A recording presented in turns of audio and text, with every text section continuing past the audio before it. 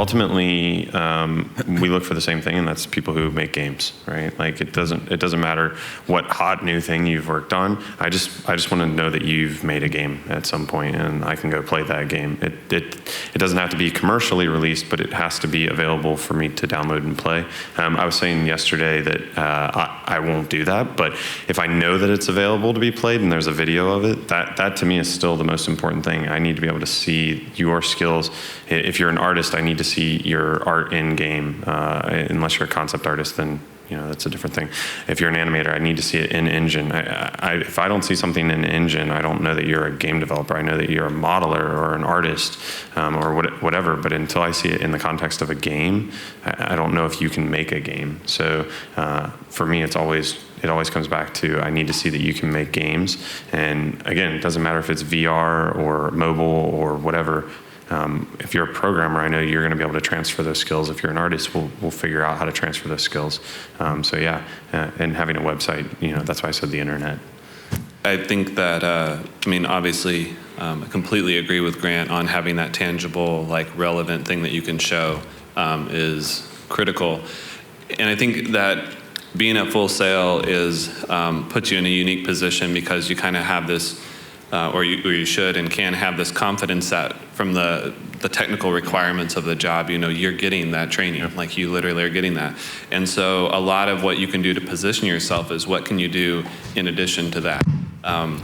And so you also get something that's implied and required, which is the group work. And that's completely important, and you should look at that as one of the most valuable things that you can get along with those technical skills, because as we were talking about, communication, all of those things come into play when you're in those group projects. So you're getting all of the training and experience you need, but then to position yourself, it's taking advantage of the things that are readily available. If you're not doing coursework or your direct project work in things like Unreal or Unity, these freely available tools, do something in there in your own time so that you have experience, because then it shows that breadth of experience to say, I can build something not just in games, but I can do it in Unity, I can do it in Unreal. I've written my own components of an engine as part of my classwork. Whatever the case is, showing that you kind of go outside of the bounds of just what's required and do that so that you can have experience in these areas and take something to completion in those areas will position you well, in my opinion. To add to that, remember your resume is not just a piece of paper. It is the Google search, it is the YouTube links you put up, your portfolio site, your game projects, your global game jam projects. Those are super important, because for us, when we look at the resume, it's a piece of paper. It doesn't explain anything. I want to see, Grant said, we need to see what you're doing, which also ties into something that's near and dear to my heart is, you have to have that entrepreneurial spirit. Mm-hmm. Because we cannot always rely on someone giving us a job or having a job for us. A lot of times we create our own jobs. And really happiness will come from your own work. It is the ultimate form of, for content creators, is being your own boss, right? And the path to that is being an entrepreneur.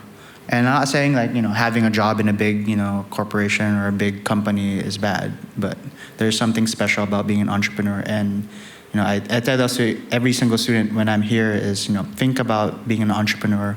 And it doesn't have to be big. You don't have to make millions of dollars. It's more about fulfilling that passion in your heart. And when you do these passion projects, when you talk to people, your eyes will light up, your facial expressions will light up, and they will catch on to that, and they'll be like, so there's something special about this kid. We should hire him. And that's how you get hired. Mm-hmm. In addition to everything you guys already said, because you covered so many things that were just completely accurate, I'd say when it comes to, for instance, a demo reel, I remember we're going to judge you, or your potential employer, we're going to judge you based on your worst work in your demo reel. So as you get better as an artist or a designer or programmer, start cutting out, the fat and just leave what's really good in there. And also really focus on something if you can, especially if you're going to work in AAA. If you're going more the indie route, it's good to be more of a generalist, but find something and get really good at it and kind of make that your thing and make that come across in your demo or your resume. Because there's so many specialized roles when you have these AAA studios with 200, 300 people. yeah, so. You guys are smart. When I think about leverage, I think about your personal brand and kind of how you position yourself. And I think it's super important, the little things you may not be thinking about, which is like how you're posting on social media. Whenever I have a resume in front of me, I look them up on Facebook, one of the first things I do.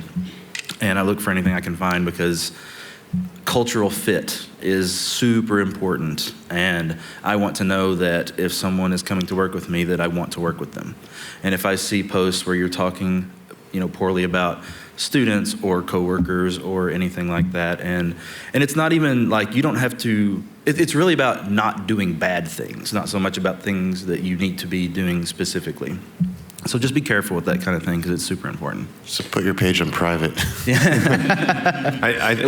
For me as a producer, literally my entire job when interviewing people is cultural fit. So, I do the grand Google search and all that stuff, but it's all cultural fit. I don't ask technical questions. We go to lunch and I ask about your hobbies and side things like that. So yeah, that's a great point. I kind of want to do a poll. Jameson was kind enough last year to come in and visit with my class, and one of the modes of presentation that you talked about specifically was blogging. And so I know you're a fan, and maybe elaborate a little bit as to why, but then I'm just interested kind of down the line, if you are, or if your companies are in the habit of looking at the blogs of applicants. So the main reason I talk about that is because whenever you're working on something, or when you're going through school, you don't have a lot to show, right?